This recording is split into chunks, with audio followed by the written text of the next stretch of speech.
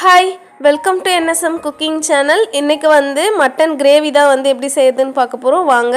அதுக்கு 3 medium size வெங்காயம், 2 தக்காளி, மட்டன் வாஷ் பண்ணி வச்சுருக்கேன். இதுக்கு மசாலா அரைக்கணும். அதுக்கு மிளகு, தனியா, சோம்பு, சீரகம், காஞ்ச மிளகாய் இது எல்லாமே அரைச்சிக்கணும். அதுக்கப்புறம் பட்டை மசாலா எடுத்து வச்சுக்கணும்.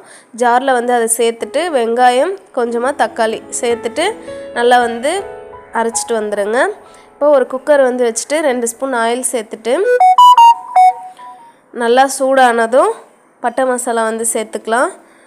நல்லா பொரிஞ்சதுக்கப்புறமா கட் பண்ணி வச்சுருந்த வெங்காயமும் சேர்த்துட்டு நல்லா வதக்கி விட்டுக்கோங்க.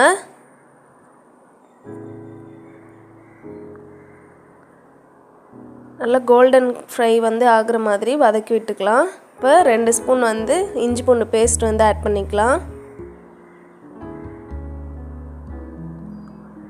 ஆட் பண்ணிவிட்டு 1/2 ஸ்பூன் கல்லுப்பு இதையும் சேர்த்துட்டு நல்லா வதக்கி விட்டுக்கோங்க.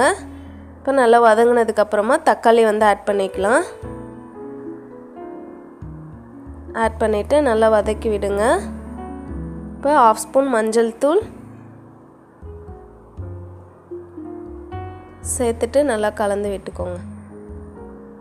இப்போ 1 spoon red chilli powder, 1 spoon garam masala, 1 spoon குழம்பு மிளகாய்த்தூள், அதுக்கப்புறமா நம்ம அரைச்சி வச்சுருந்தோம்ல அந்த மசாலா அதையும் சேர்த்துட்டு நல்லா கலந்து விட்டுக்கோங்க.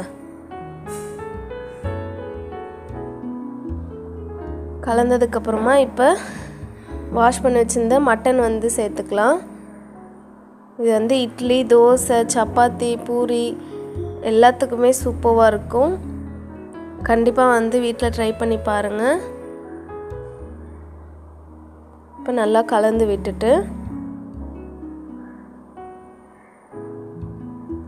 தண்ணி இப்போ ஆட் பண்ணிக்கணும். நமக்கு எந்த அளவுக்கு குழம்பு வேணும் அப்படின்னா அந்த அளவுக்கு நம்ம தண்ணி ஆட் பண்ணிக்கலாம்.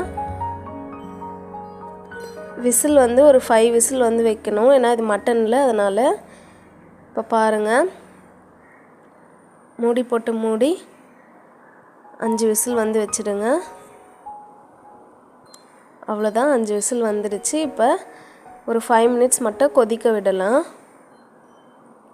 இப்போ கொஞ்சமாக கருவேப்பிலை சேர்த்துட்டு ஒரு 5 மினிட்ஸ் கொதிக்க விட்டு அவ்வளோதான், ஆஃப் பண்ணிடலாம். அவ்வளோதான், ரெடி ஆகிடுச்சு. சூப்பராக இருக்கும். கண்டிப்பாக நீங்களும் ட்ரை பண்ணி பாருங்கள். இந்த வீடியோ உங்களுக்கு பிடிச்சிருந்தால் லைக் பண்ணுங்கள், ஷேர் பண்ணுங்கள். பை.